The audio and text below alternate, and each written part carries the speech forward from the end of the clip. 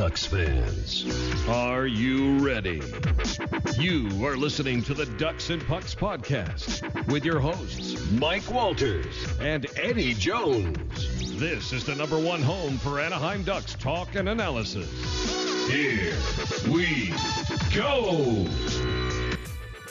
All right, welcome back to the show. We had a little bit of a break there. Eddy and I had a little bit of schoolwork and holidays, but we're back, and we're going to get you caught up on the action for the last 2 weeks here with the Ducks, and preview the upcoming week and talk about some fan questions, bringing up some big issues that, we'll address that are a concern to a lot of you in regards to the Ducks, especially with the play. It's been kind of up and down, Eddie, as we go back and look at the Ducks' last road trip. They ended up first playing Carolina, and they ended up doing pretty well in this game. They ended up beating Carolina 4-1. We saw Horcoff get the first goal there, and then Botman get another goal, and Hagelin, and then eventually Getzlaf getting his first goal. But the Ducks started this road trip off pretty well, Eddie.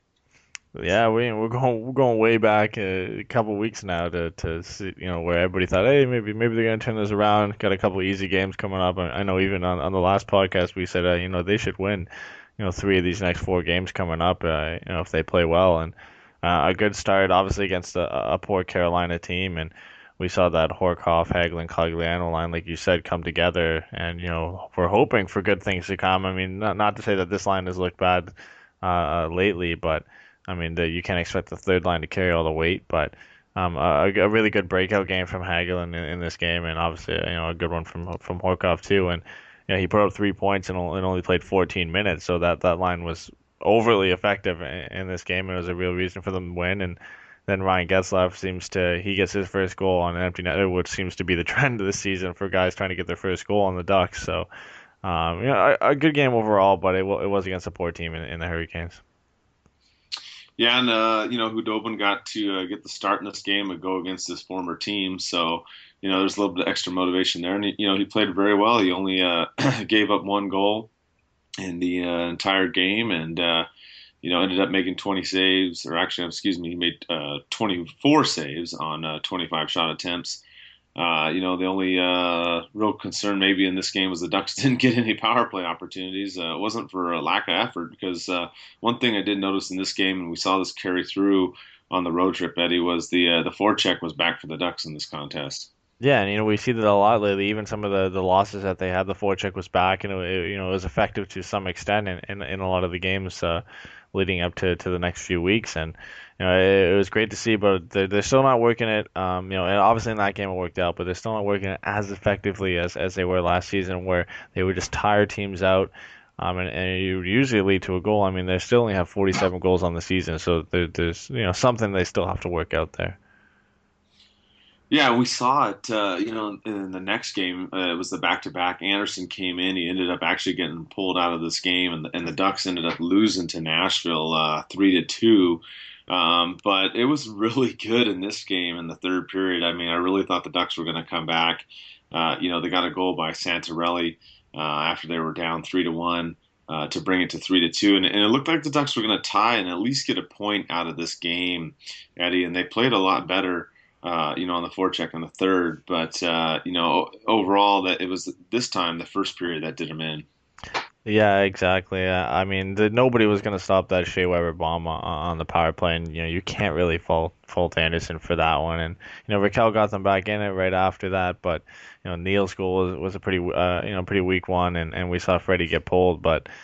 It's tough. It was a game where you run into a hot goalie, and I know we've seen that a lot this season with the Ducks. But you can't blame every game where they fail to score, and on 40 shots they only get 2 goals. It is an elite goalie, but you're 0 for 5 on the power play, and still struggling this season. And there's a real opportunity there against a team that doesn't do, it's not terrible, but isn't near the top in penalty kill. And when you get that many chances, that many shots, you usually expect to score more goals. Yeah, I mean, like you said, 40 shots definitely, and I mean, you had the 5 power plays, you couldn't get it done. Outshot them by a margin of 2-1 in this game. It's just one of those games that I really thought the Ducks would come out with a point, and unfortunately, it just didn't end up working out that way. But they ended up, continuing the strong play though. I mean, they went into Florida and they took out the Panthers. If you remember when they played Florida the first time, Corey Perry had that goal, with about 7 seconds left, his first goal of the season to get him going. The Ducks ended up beating Florida in overtime in that game. So they ended up beating Florida here in this one, and the Ducks, end up the season sweep, obviously only playing 2 games, but still they took out Florida 3-1, Eddie. Yeah, Luongo had a really good game. The Ducks put up another 40-shot performance, had 41 in this game, and they were able to beat Luongo in every fashion except for even strength. They got a power play goal, a shorthanded goal from Cogliano, and Silverberg gets his first in the season on an empty netter, which, again, like I said, is starting to become a trend with some of the players needing to get their first goal. But yeah, it was all in all, it was a good effort. They ended up getting the power play goal. The penalty kill stayed strong in this game, and Florida's power play on the season is around average, but their power play at home was 29.2% in this game. So this season, so being able to limit them to no power play goals in this game was key. And just being able to play strong defensively, Luongo put up a really good game. So being able to limit them to that one goal by Barkov, which was pretty weak in general, was a good all around performance from the Ducks against a pretty good team. Yeah, and Anderson came back in this game too and redeemed himself and pulled out the win, so that was good to see as well. And things looked pretty good on this road trip. I mean, the Ducks had gotten 4 points in 3 games. It looked like they could have maybe had 5 or 6, including that Nashville game. And they finished up the road trip in Tampa Bay, and they just run into a brick wall basically in this game. I mean, they had some opportunities early. They had Maroon hit the post early in the first period. You had Kessler that hit the post in the second period, and Stamkos just basically takes over the game. He comes down and scores, and instead of the Ducks being tied, 1-1 in the second, they're down 2-0, and that was pretty much it. After that, Eddie, like we talked about, when the Ducks get down by a couple goals, they're just not like they were last year. They end up losing. Yeah, and there's no goal scoring, so you get down by 2 goals. You're not gonna. There's not enough guys on this team firing to score and bring you back in this game. And you go down 2, you got to score 3 to win. And there's not many times where you expect this team to score 3 goals in a row and get back into a game. And the second period is again, Tampa Bay comes out and scores 3 goals in the second period. And I mean, how do you go into the third period at all with any energy after that? Bishop was having a great game. The power play was clicking for Tampa Bay as well, and you only get one opportunity for yourself. You start to feel like things are going against you, and everything falls apart. And this game was just the sum of that. Yeah, and I mean, it's just one of those momentum swings too. When Stamkos got that goal in the second, and then he gets another one right after that. Next thing you know, it's 3-0. I mean, it just seemed like the Ducks were pretty much done at that point, which is unfortunate because that's not the team that we've seen. So, it's something that the Ducks are going to have to work on.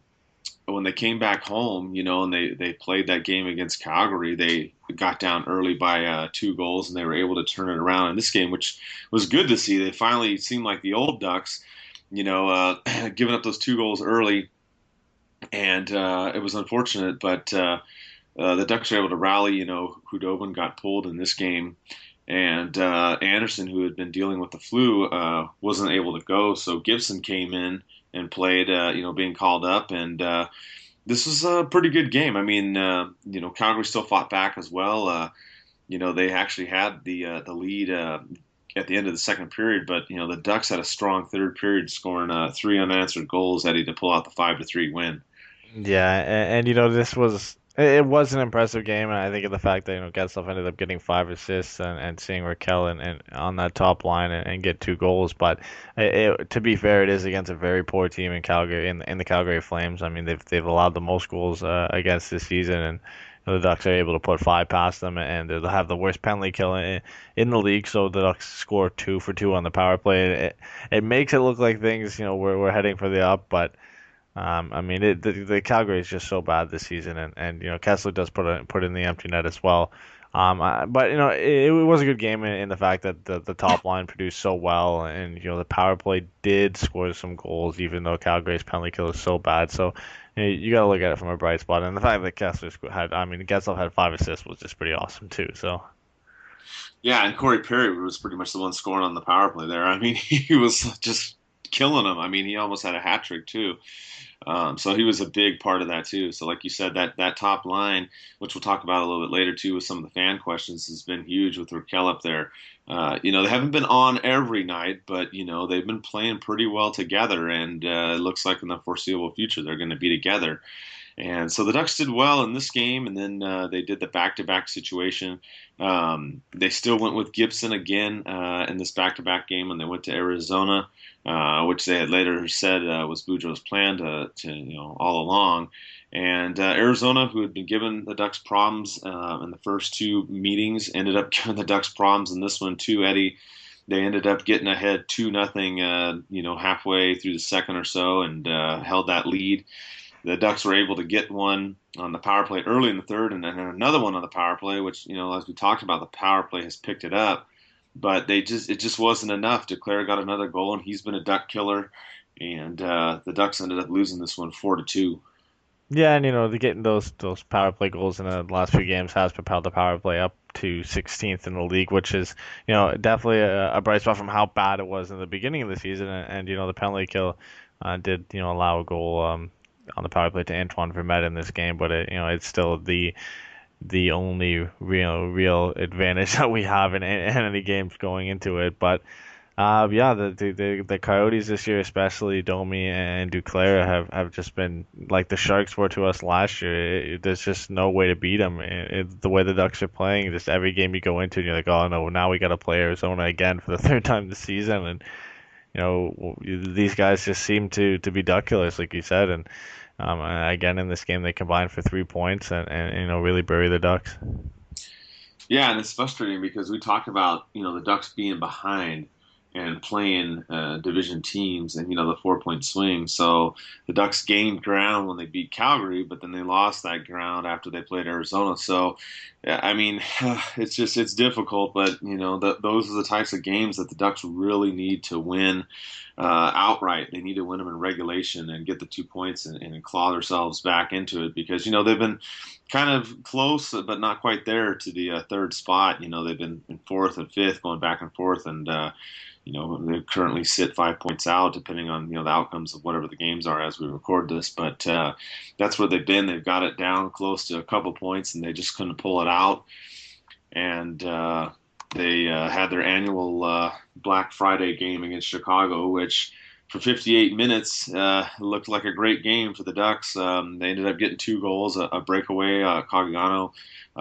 Stewart, who's obviously been playing well, chipped in too, and the Ducks were up 2-0. And it all looked fine, Eddie, until Getzlaf committed a penalty, which gave Chicago a power play with 2:07 left. They ended up scoring on that power play. Then Key scored again. Then they go to overtime and they lose. And, I mean, the frustration was pretty real for this game. Yeah, and I mean, like you said, up until, 58 minutes into the game, they're having a strong game. Gibson was playing really well. I mean, not to say he ended up playing bad in the loss either, but yeah, they just fell apart after that power play goal. I mean, the penalty kill on that power play was a mess, and Hossa was able to put one in, and from there they just couldn't regroup, and with the net pulled, pretty much on a simulated power play, Duncan Keith scores, and you go into overtime, and I mean, I'm not the only one here. A lot of people go into overtime, and you're like, yeah, they're not going to win this game now. You've seen this too many times, not just with the Ducks, but with other teams. You fall apart that late in the third period with a 2-goal lead and expecting to win. There's almost no way coming back from that. Yeah, and you're right, and that's been a big problem with the Ducks, has been the overtime session. The Ducks have a hard time winning.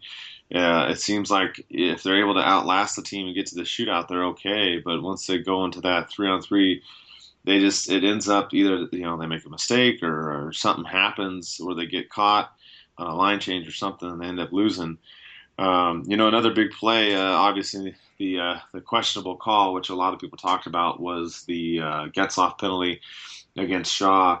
And I just thought it was interesting on this one, Eddie, because, there's a lot of interesting comments from people. I posted the video, and I was, just kind of looking at what everybody was saying. It was very, very interesting. But in this situation, what Getzlaf did, hitting the back of Shaw's right knee there. Obviously, he shouldn't have done it. There was nobody there, and he's just in front of the net. But at the same time, Shaw falls down like a cannon, just blew up his leg, and I was a little surprised that well, maybe not, but I mean there should have been a diving call in there. I mean, I don't think that Getzlaf was obviously innocent on the play either. But if I'm the ref in that situation, Eddie, I think that they should have called both. I'm not a big fan of it, but in this situation, they should have called diving and tripping or let it go. It's frustrating. I'm not blaming the refs on this game because the Ducks blew it in the end, and it's just the way it is. And obviously, Chicago had to score 2 goals, not 1, to get back in it. But it's just kind of frustrating, and I just think that the league's got to do a better job of calling embellishment plays. We've seen Shaw do this against the Ducks in the playoffs last year, and we've seen him do that regularly, and we've seen Crawford do that too. And it's one thing that I don't like, Eddie, and it's something that even Getzlaf talked about. And he said, because they asked him, why don't the Ducks do that? And he's like, well, that's just not the way we are, and that's just not what we're going to do. Yeah, but you see that a lot lately. Is the refs are very reluctant to call that extra embellishment penalty, and I mean, in a 2-0 game with 2 minutes to go, a lot of times you don't see the harm in it, and obviously, we wouldn't be talking about it if they had have ended up winning this game. I mean, some people might have, but the fact that they end up losing in overtime, that becomes a bigger issue, and I mean, yeah, they definitely should have sent both of them off, but like I said, it's something you don't see called that often, and something we wouldn't have to talk about if they were able to close out the game. Yeah, exactly. Like I said, I mean, it makes me irritated. I mean, to me, it's not the reason why they lost, because obviously they had to, get 2 goals and then obviously the third one to win. But I just frustrated. I'm a little bit annoyed with Shaw and his antics, because earlier you saw him trying to call diving on Kessler, and then he's the one who does it. So, a little frustration. And I know some other people too. They brought up a point. They had said that Getzlaf was high sticked before, because you remember he ended up having to go to the locker room real quick. He got taped up on his eyebrow right above his left eye, and then came back out because Perry served the penalty for him at first. But, I actually went back and watched the third period, as painstaking as it was. But, there's times when I'm at the game, I like to come home and watch some of it, because, there's certain things you miss when you're there in person. But what ended up happening on that play before, just so people know, is that Getzlaf was actually hit by one of our own guys. So it wasn't a penalty. So I know some people were frustrated about that, and they were saying that there should have been a penalty call before, but it was actually off the face-off, and if you go back and look, one of our own players hit Getzlaf. So it's just kind of the way that night went. So another, Black Friday mess for the Ducks, unfortunately, and another overtime loss to Chicago. So they're going to have to regroup, and we'll talk about the homestand coming up. But before we get to that, we'll get to all your fan questions. There's a lot of commotion, Eddie, with everything going on with the Ducks, playing great 1 minute and not the other minute. But one of the big questions we have is obviously the goalie situation. We had Paul asked about John Gibson, and he asks, will he be sent down to San Diego if Anderson's healthy? And he also asks a follow-up, should he be sent down? I think you and I will agree on this. I believe he will be sent back down once Anderson is healthy. Obviously, Freddie's been dealing with the flu. They're not quite sure when he's going to be ready, but I think that's going to be what's going to happen. The second question, and we can kind of go around about this a little bit more, is whether or not he should be. I don't think he should be, based upon the way he's played. He's played very well in all the games. But and I know you'll bring this up, Eddie, but part of the issue is, if we don't send him back down and we keep Hudobin has to go on waivers. And I know you and I both think that someone would probably pick him up if that happens. Yeah, I mean, it's not like he's played terrible. I think the games he's had are just completely contrasting. He's had some really, really good games.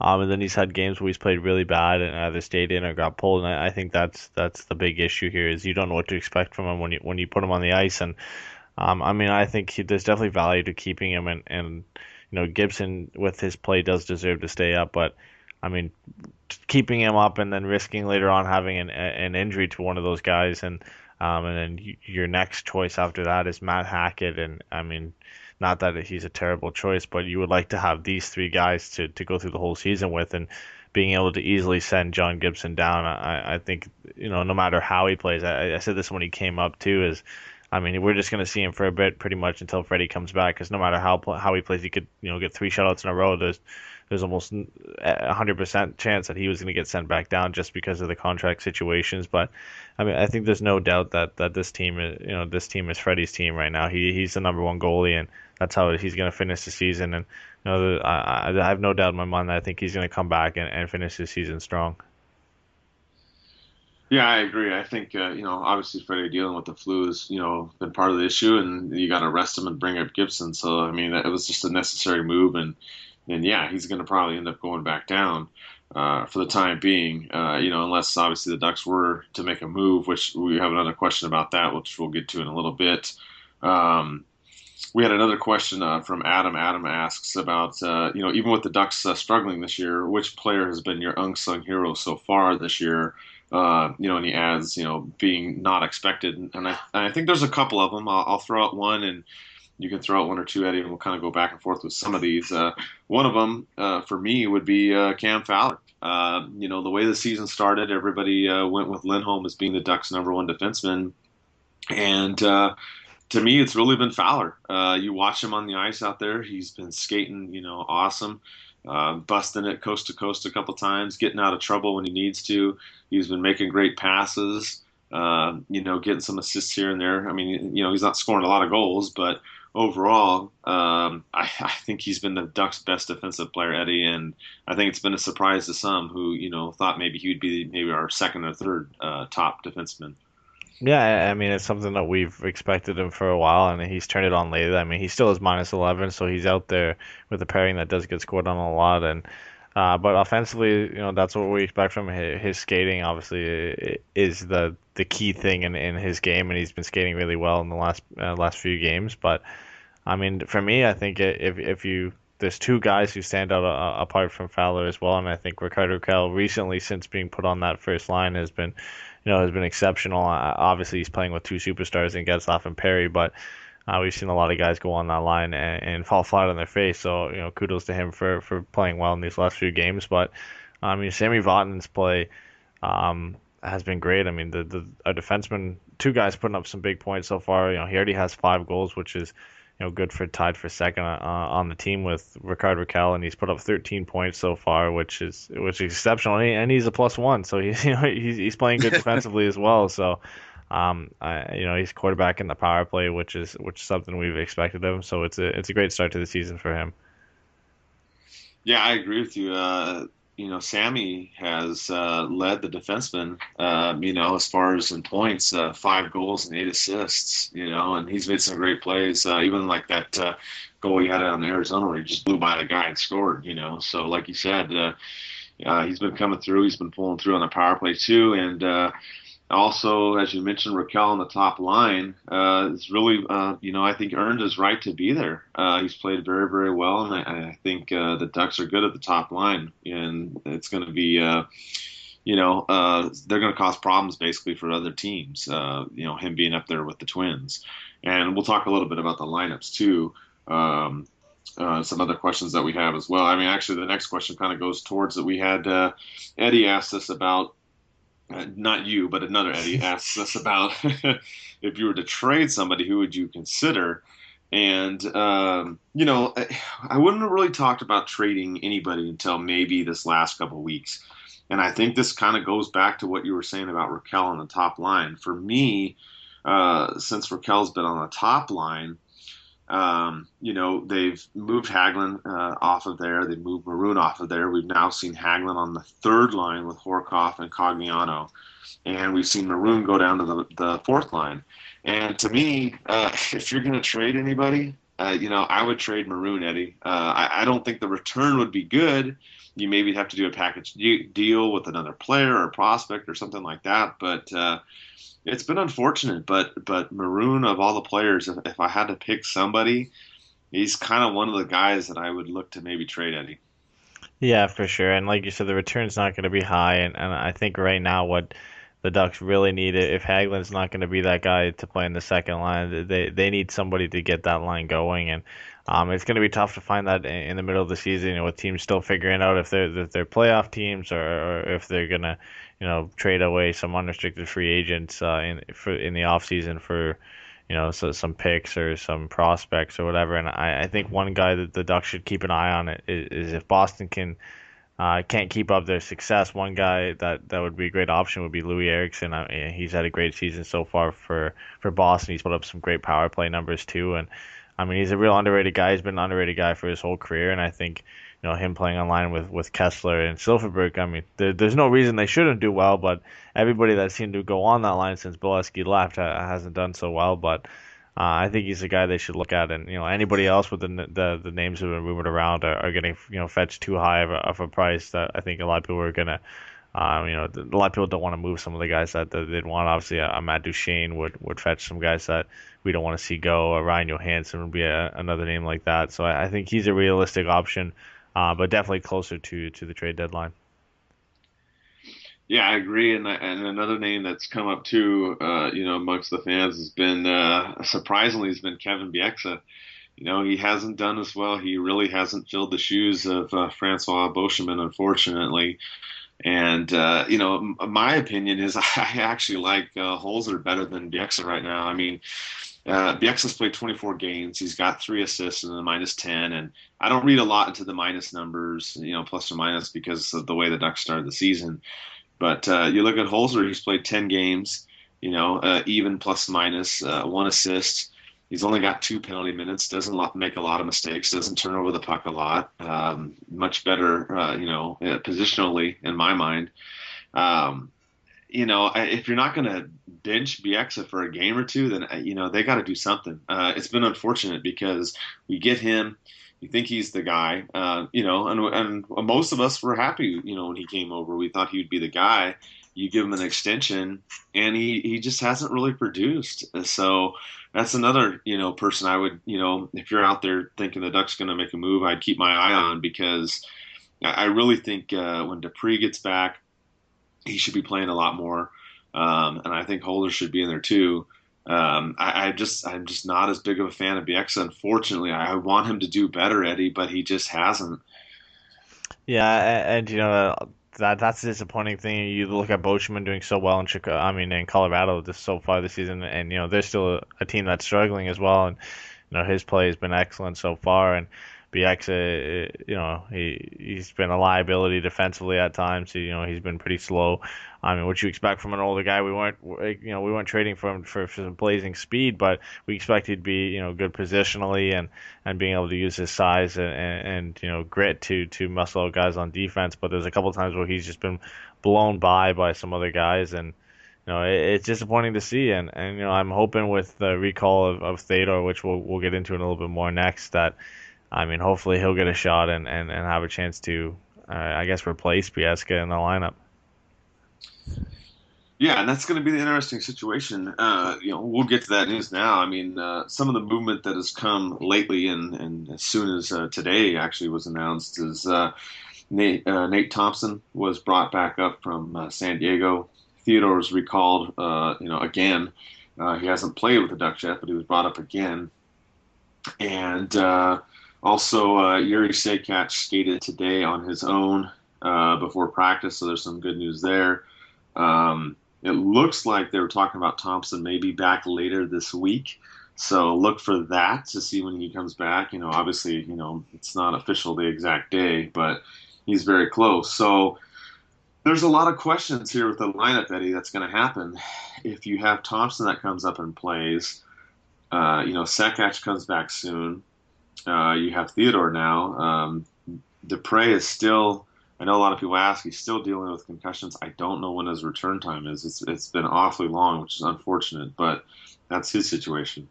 But if you bring up these guys, or get healthy, come back to the lineup like Sekac and Thompson, it's going to be interesting, because it looks like the Ducks' second line to me has been the most problematic lately. You've got Ritchie on there, who hasn't scored a goal at all, which has kind of been surprising. It's not for lack of effort. He's not trying, but he hasn't scored. Kessler's been, playing great in the faceoffs and defensively, but he hasn't been scoring as well, and Silverberg too. So the second line's kind of got some issues. It seems like the first and the third line are fine, but maybe if these players come up, Eddie, some movement will happen, especially in the second line. Yeah, and obviously the first line has been a lot better since Raquel got on there, and that third line with Horkoff, Hagelin, and Clagliano has been excellent at times, and still pretty decent through the last few games. But Silverberg's been the real disappointment so far this season with only 4 points, and Kessler still has 10 points. But I mean, a lot of it seems to be when he's caught out there, either long on a shift or early on a shift with different line mates, and that line just hasn't been able to get going as a whole. I mean, Richie has 0 points in 7 games. Not to knock on his play, he's been great physically, but offensively, not what we expected. Without a point at least in 7 games, and if anything gets done on the other line, I think they wait. Bring Sekac back, hopefully introduce him into the line, and it gets going. They don't have to make a deal.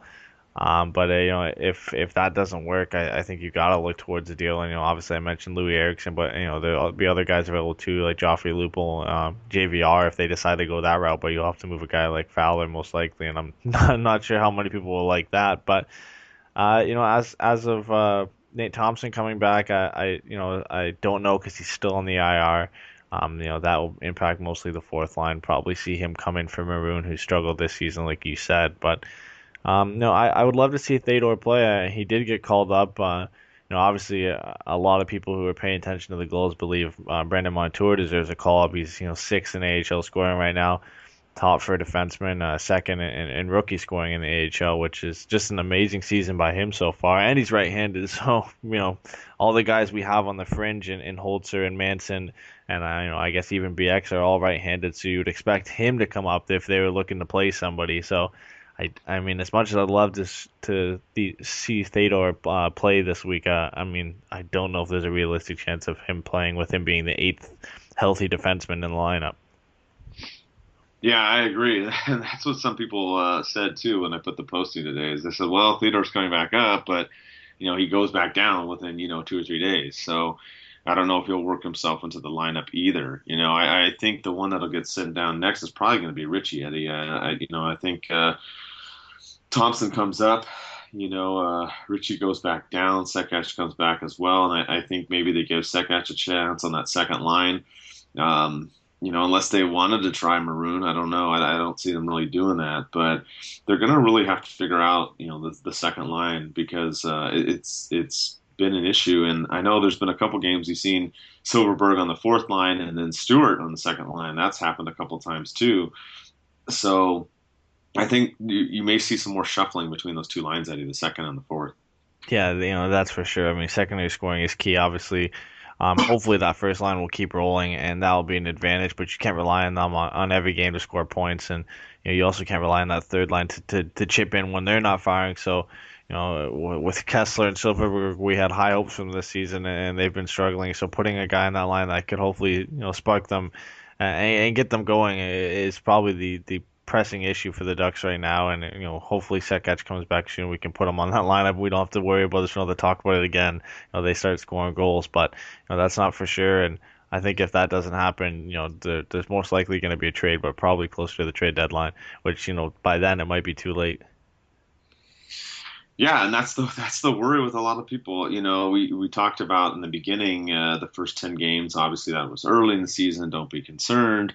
And, now we're looking at where we're at in the season, and the Ducks are playing better. That's for sure. They're definitely playing way better than they did the first 10 games. I can tell you that much right now. But, I mean, this is looking, the way it is right now, unless they catch some serious fire and go on a tear. They're looking at trying to get to that 8th spot, really. Or I mean, the way the thing's set up now, it'd be technically the 3rd spot in the Pacific, but it's going to be hard, Eddie. It's going to be tough right now. We've got these 3 games coming up at home. We got Vancouver, who is right ahead of us by 4 points. So that's a big 4-point game. Then we've got Tampa Bay, who, smoked us 5-0. And this will be the second game, and thankfully the last time we'll play them this year. But, it's not going to get any easier. We have San Jose, who's in second place. They're only a point behind the Kings. So this week we've got three huge games, two of them against our own division opponents. Obviously we've been able to beat San Jose. We lost the opener in a close one, and then hung on for that shutout victory too. So I would like to see the Ducks win two out of these three this week. I really hope that they would beat Vancouver and San Jose because those are the 4-point swing games.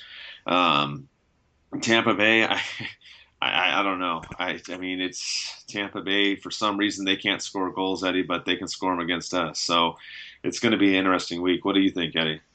Yeah, and Vancouver's struggling right now. They're 3-4-3 in their last 10. I mean, we're not any better, but that's an important game for the battle for the wild card spot right now. There's two Central teams sitting in there, and I mean, for most people, that's what they expect to finish with five Central teams making in the Pacific Division. So, like you said, you got to fight for that final spot, which Arizona's holding down right now, and two big games against teams just holding down spots, not by a lot of points either, in that Pacific Division in San Jose and Vancouver.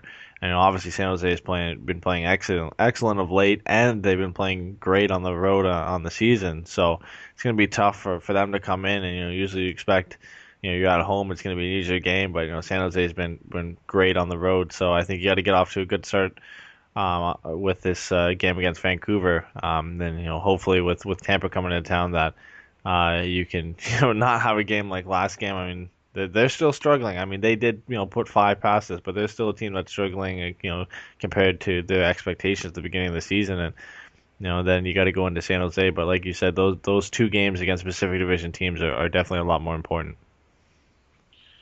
Yeah, and I think if we talk about this team and what they need to do, the penalty kill is still number one in the league at 87%.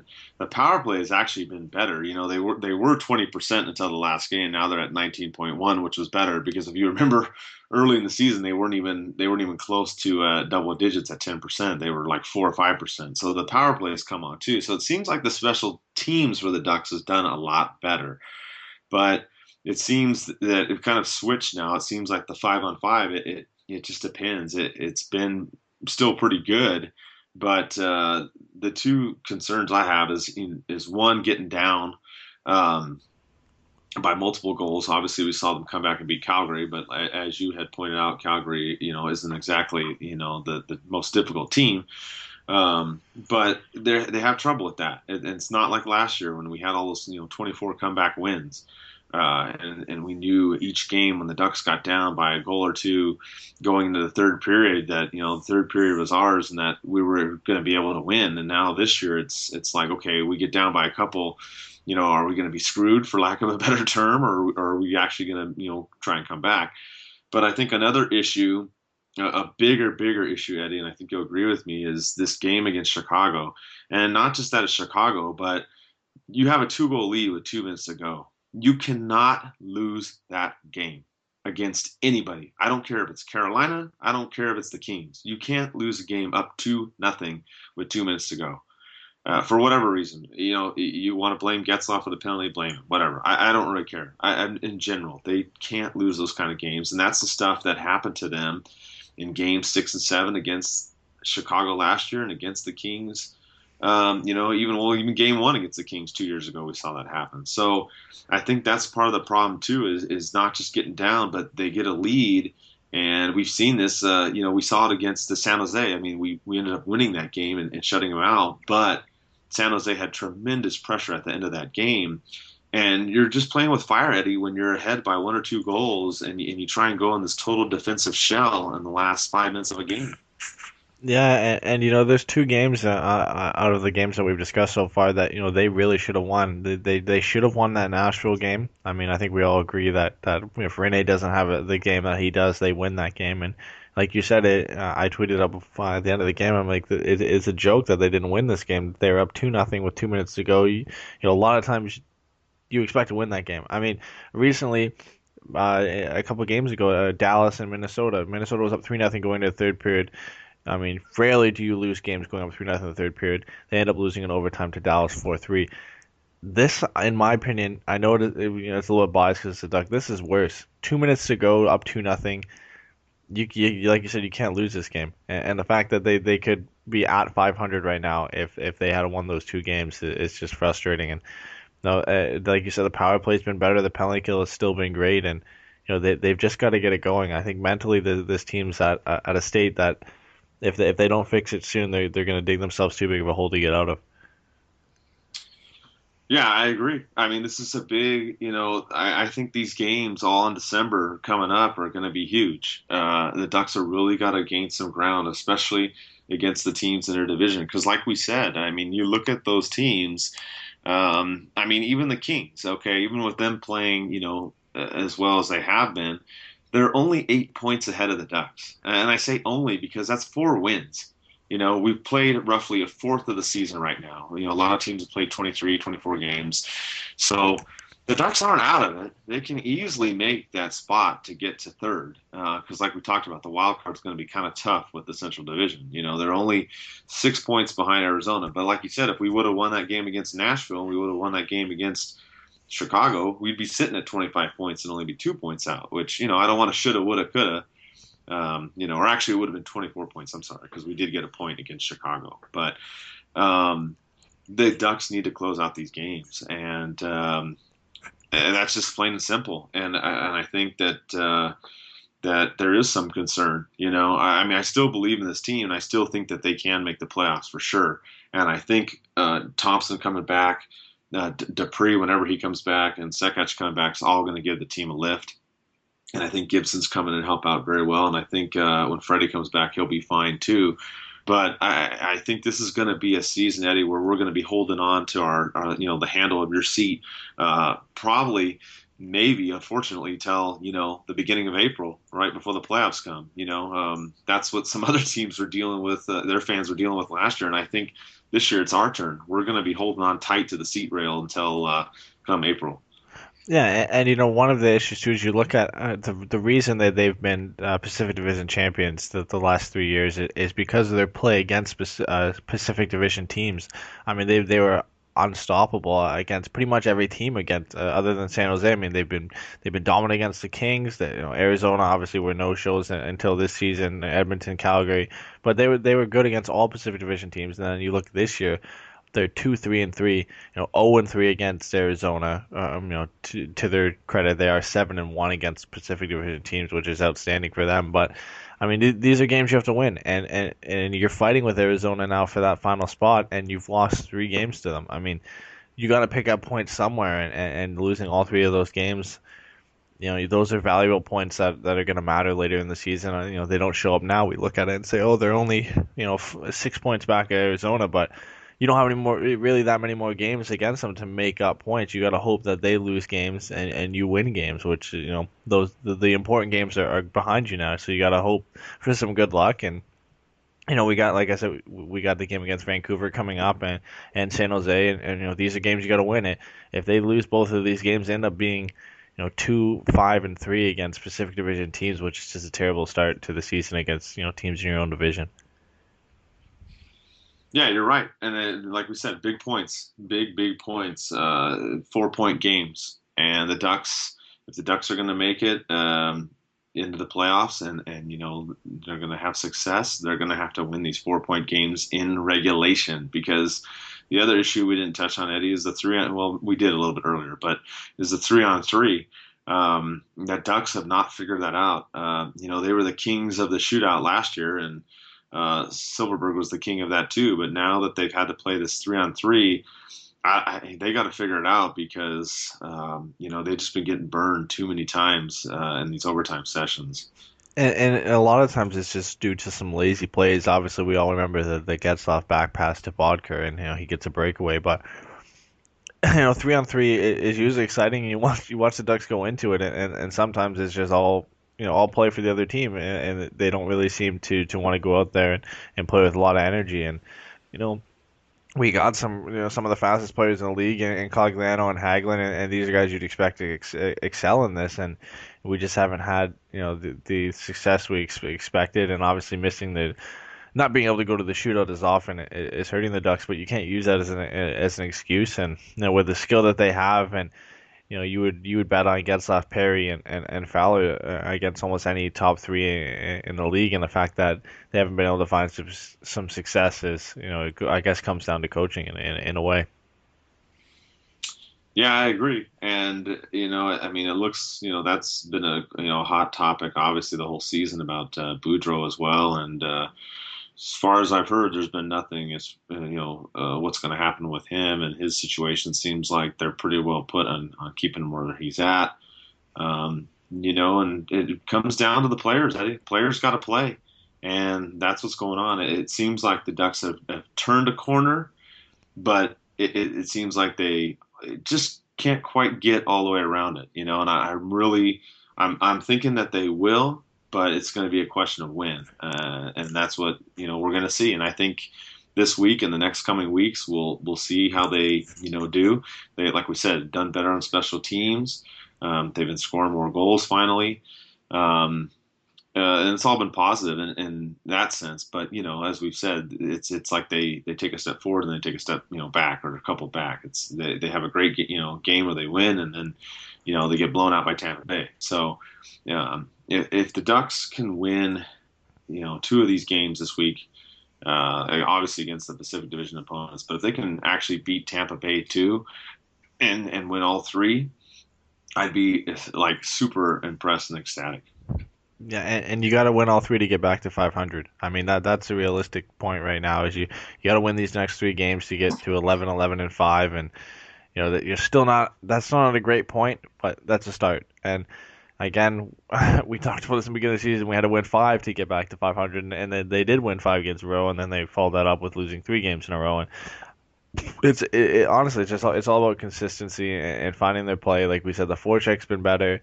Power play's been getting a little bit better lately. Penalty kill's still great. They've just got to work out the mental aspect of their game and get some scoring. I mean, it's been the issue this season, and I guess something we really didn't expect was the Ducks were gonna have issues scoring goals. But I mean, you look at LA, they're top of the Pacific Division, and they don't score a ton of goals either. They keep the puck out of their net pretty well, but you don't have to score 80 goals, to this point in the season to be first in the Pacific Division. I mean, they just got to find ways to win games differently, and I mean that's the point that they're at right now in this so far in the season. Yeah, I agree, Eddie, and that's what they're going to have to do. Coming up, and we'll keep updated on all that that happens in the next week or so, and hopefully we'll be, Eddie and I are finishing up and have a bunch of finals and stuff, but hopefully we'll be doing the shows each week. And try and get some more of those post-game shows too. We both just had hectic schedules, unfortunately, but we'll announce when those come up as well. And we also still have the most of the T-shirts up. If you didn't hear, I had a little bit of an issue with the NHL. They,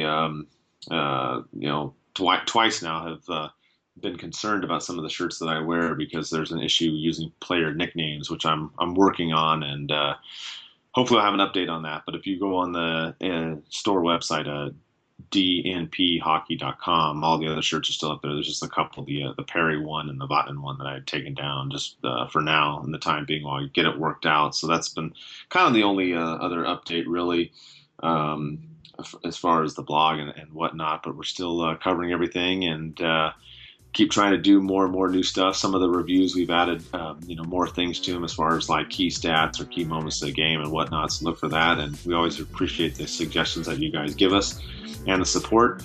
And we'll be back in a week. And let's go Ducks.